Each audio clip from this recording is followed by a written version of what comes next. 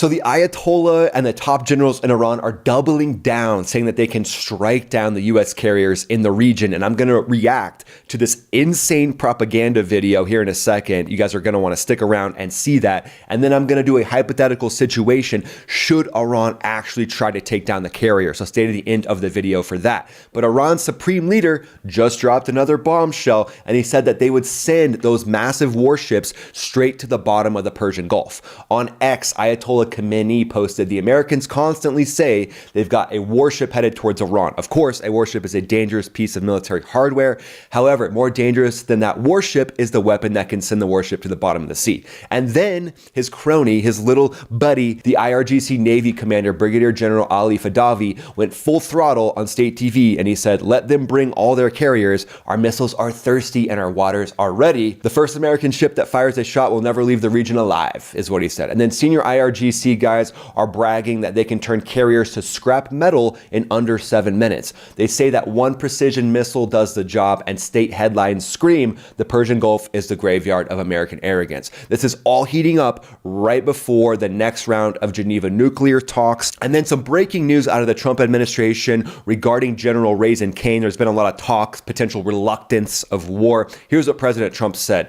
He said, "Numerous stories from the fake news media have been circulating stating that General Daniel Kane, sometimes referred to as Raisin, is against us going to war with Iran. The story does not attribute this vast wealth of knowledge to anyone and is 100% incorrect. General Kane, like all of us, would like to not see war. But if a decision is made on going against Iran at a military level, it is his opinion that it will be something easily won." So again, when it comes to generals right now, we've got generals in place in the US military that are there because of merit. They're there because they're really good at their job. That's the only reason they're there, and it's amazing to have generals like that. But generals are going to be reluctant with war. That's their entire job. To give every single way that this could play out to the president, to the commander-in-chief, to let them know that this won't be a cakewalk. So just because a general wants to give all the information about what could possibly be faced on this battlefield, because the war in Iran is going to be intense. It's going to be way more of an operation than in Venezuela. I've studied Iran for over 10 years in my military career. Again, it won't be a cakewalk, but I agree with General Raising Cane. It will be easily won initially, and then it comes down to what happens after. Because again, 150,000 Islamic Revolutionary Guard Corps members who are radicalized by radical Islamic clerics from the Ayatollah's inner circle. So what are you going to do with those guys? And even presidents like Abraham Lincoln had a team of rivals around them to give all the truth data on what would be faced by the US military. And this is something I've been thinking about lately. At this point, we're basically seeing the plot line of the movie 300 play out. Because in the movie 300, they essentially had the Ayatollah and the Ayatollah's hordes, and the boss of those hordes basically said that he would sacrifice all his men to protect himself. And that is what the Ayatollah, the president of Iran, the inner circle, their whole goal is to protect the actual regime itself. So they're willing to literally let every single other person in their country, specifically those people that want freedom, to just be eradicated so that their regime survives. They're also willing to let the 150,000 members of the Islamic Revolutionary Guard Corps be evaporated as long as they survive. They don't care about them. And then when it comes to that battle with the 300, the Spartans stood up, and the leader of the Spartans said that they would gladly sacrifice their own life to protect all their men. And that comes with prudence in warfare. And again, you can see the two different sides playing out. But now let's dive into that Iranian propaganda video about how they can easily take down the carrier. You guys are going to love this. So here we go, my friends, the Iranian propaganda carrier video. You can see the aircraft on that don't even make sense. They're AI-generated aircraft on the carrier. There's a Shahed drone. Oh, there we go. They got a stereotype. They'd missed the mustache on the fighter pilot, though. Oh, yeah, then two little baby engines inside the main engine of the F-35. That makes a lot of sense. So they're recreating the shoot down of the Shahed drone, which happened. Yeah, there we go. That's what pilots do. We just smile. We're doing TikToks inside the cockpit. Yeah, good representation. Oh, there we go. The engine is actually one engine now. Here's the carrier strike group representation. Oh, Iranian mines. Yeah. Yeah. Oh, and then the carrier is actually already underwater as this torpedo comes up. Yeah, it's new technology, a carrier that's already submersed. And then, yeah, the Iranian mine that's attached to a cable. They just stooge right into it. Yeah, I'm sure the US Navy is not going to do any type of anti-mining operations. Yeah. And then, oh yeah, the carrier's going down. Everything's going down all at the same time from that one mine. And even the F-35. The F-35 pilot's like, I just can't take it anymore. It's just so sad. I can't take it. And then the landing gear are down on the F-35. Awesome. No ejection out of the F-35 pilot. Wow. Everything just goes down all at once from that one mine. Wow. Oh, man. It looks like some barnacles already have formed. Like the carrier basically has been underwater for, 30 years already. So interesting. This is the stuff they're pumping into the brains of their people. And then some more breaking news right now. This is Chania Airport in Crete just yesterday. So you can see right there, those beautiful A-10s. I'm so glad we didn't get rid of the A-10. These A-10s are there.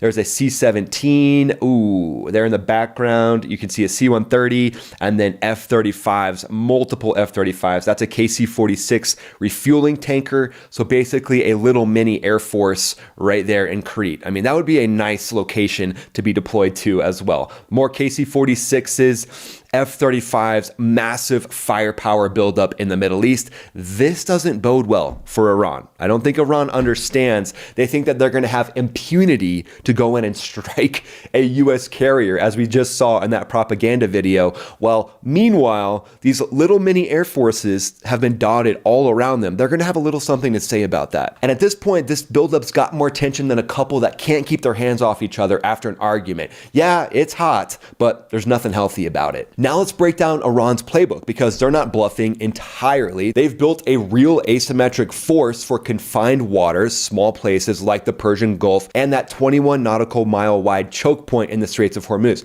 Weird. See, that's also another 300 reference with the gates that were being defended by the Spartans. But in this case, the Spartans are going to be the US carriers, the US Navy, and the US Air Force. But the first layer that Iran is going to try to use will be saturation strikes with anti-ship ballistic missiles like the Khalij Fars, which is said to have a 150 nautical mile range. Optical terminal guidance that could lock onto a carrier's hot superstructure is what they say and what they claim. And cruise missiles, including the Noor, Gadir, Nasser, Kausar, and the big one, the Abu Mahdi, which they say can have over a 500 nautical mile range. And they claim it has AI-assisted navigation, stealth features. They say they can launch those from mobile coastal batteries, islands, and then especially the container ships, the disguised commercial vessels that are actually packing heat from the Iranian Navy. And then the Iranian fast boats and drone swarms. I'm pretty much calling this at this point the Mosquito Fleet, because they've got over 1,500 fast attack craft, armed speedboats that can swarm out of hideouts, or they can mix them in with civilian traffic. And their whole goal is to load as big of a missile as possible onto those fast boats. So they want to fire short-range rockets, missiles, and then they want to launch suicide drones from those actual fast boats as well. And then those fast boats would even try to ram or even drop torpedoes. Submarines under the water pack somewhat of a punch, so you can't discount them completely. And that is the Gadir and Nahang midget subs that they would try to use for ambushes, plus 3 kilo class boats with potentially heavyweight torpedoes and sub-launched missiles. And don't sleep on the mines. They're obviously going to try to mine as much of the Straits of Hormuz as possible and try to disguise their mines, because as we saw in that propaganda video, they literally think there would be no anti-mining operations from the US. They would just stooge the carrier right over top of thousands of mines from the Iranian regime. That's the level of hubris at this point. It's essentially like you're dealing with a child that's like, no, I'm not leaving the playground and I'm in charge of you, Dad. But their mining stockpile isn't small. They're said to have 5,000 to 6,000 of those mines, from basic contact type mines to advanced bottom influence, acoustic and magnetic mines that are deployable from small boats, submarines, and they want to use covert operations to try to trap ships into what they call kill zones. So in their mind, if they can force the carrier to avoid a certain region and put the carrier in a place where it's more susceptible to being shot by their anti-ship missiles. That's their entire goal. And they want to be able to predict the path of the carrier. So they're going to try to mine certain areas, guide the carrier in, and try to predict where the carrier is actually going to go. So Iran's talking big and they're stacking a few threats, but at this point it feels like that 45-year-old that never left their parents' basement and they're just trying to intimidate people online. Their chat room game is really tough. So Iran's overall goal is going to be hybrid defense and offense. They want to try to exhaust US defenses and they want to try to overwhelm the Aegis radars of the US Navy. So they think if they can get that mosquito swarm up there of not only fast attack boats, but also drones, they think then at that point the US Navy won't know how to handle it, and then they'll be susceptible to the submarines and the mines that Iran is going to have lurking below. So they're thinking that even if they don't sink the carrier outright, they think they can do some sort of damage to the escorts, they can disrupt logistics, or they could just mine the Straits of Hormuz as a sort of insurance. They think they can stop the flow of oil, and then if the US tries to come in and do anything, they think they could actually take down those naval vessels. So in Iran's mind, this isn't just rhetoric. It's designed to make the US military and the US think about any moves they make, because Iran wants to make any move as painful and expensive as possible. I feel like at this point, the Ayatollah has a weird thing for the carrier going on. He's like, hey carrier, I love you. No, I hate you. Why don't you ever call me anymore? But the US is going to have a vote here as well. And that's something that Iran never includes in their propaganda videos. The US is going to counter with integrated multi-domain dominance, staying in a standoff position, likely in the Persian Gulf when possible, using layered defenses like the Aegis destroyer and cruisers that are going to be packing some heat, baby. The SM-2, SM-3, SM-6 missile for the ballistic threats. And then the ESSM, the C-RAM, the evolved Sea Sparrow missile for you acronym junkies. Those will be used for more close-in stuff. And then you've got the E-2D Hawkeye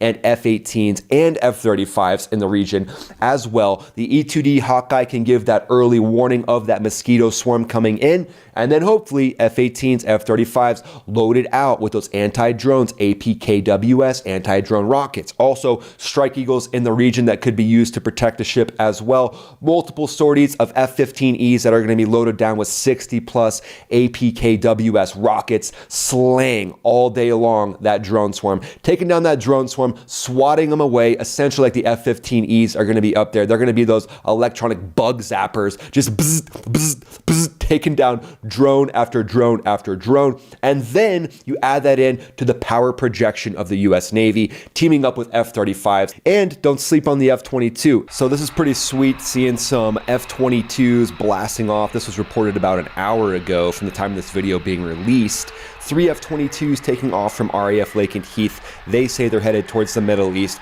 Highly likely at this point with all we've seen going on. And then electronic warfare. So think about decoys, directed energy systems to burn or jam through incoming threats. And then something we're going to talk about in a follow-on video, but I'll give you a little teaser here, is the lamprey. That's Lockheed Martin's undersea parasite that latches and waits. This thing is going to be the Iranian Navy's worst nightmare. They're not even going to see it coming. I mean, these things can go down to the seafloor, embed themselves, and just wait for that little Iranian sub that thinks it's going to have impunity to go in and strike the carrier, and that little sea leech will have something to say about that. But again, we'll do a full breakdown on that. Literally the Iranian Navy's worst nightmare. That'll be a full video. I can't wait to do that. So now let's talk about a section that I like to call 4D chess, and my goal is to say 4D chess in every video. But one of the goals would be to win without firing a shot. That would be one of the main goals, but Iran's threats are trying to be coercive to the United States. They want to scare the US into concessions at Geneva while projecting strength domestically. But the US buildup is classic escalation dominance, showing overwhelming power to hopefully force some sort of a deal. But we've talked about this before, okay? Iran makes some sort of a deal like they made before. Iran made a deal during the Obama administration where they wouldn't refine uranium. They wouldn't have a nuke. So they took a whole bunch of money from lifted sanctions, and instead they built thousands of ballistic missiles. So yeah, Iran was like, no, we're good. We won't build a nuke, don't worry. But we're gonna build 5,000 ballistic missiles. So again, as you can see, the rhetoric in Iran and their ability to negotiate in good faith just isn't there. They're basically going to say, yeah, look over here. And then they're that little snake that sneaks in behind when you don't see it coming. And in my opinion, the US knows this. We've got top generals that are there because of merit. We've got an administration now, and this isn't even political, but we've got people whose leadership is matching up with the military's ability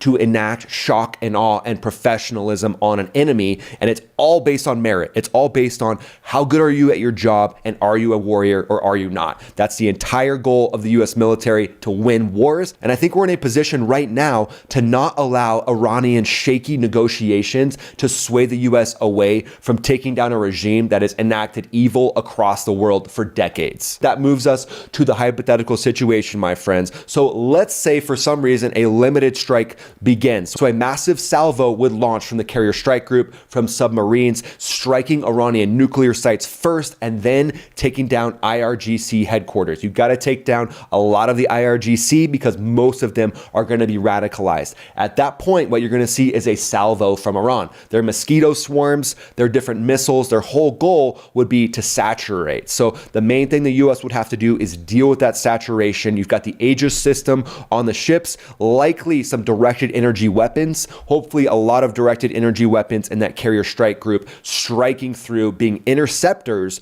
that can strike down the actual missiles that Iran is going to fire to US bases, naval assets, Tel Aviv, etc. And then you got those F-15Es blasting off to pepper down and strike down that mosquito swarm. So again, Iran's rhetoric, level 11. What do you guys think plays out? What do you think would happen in a force-on-force situation? And what do you think the supercarrier's main role would be in taking down the Iranian regime? Drop your takes in the comments below. We'd love to hear what you guys think. If you want to see me do a live every week, join the Max Ready Room. There's a link in the description. I'll see you on that live. And then follow me on X, follow me on Instagram. I'm posting there pretty much every day. And go ahead and watch this next video that pops up right here. That really helps the channel grow, and I would greatly appreciate it. So I'll see you on this next video right here. This is Ryan, also known as Max Afterburner, signing off.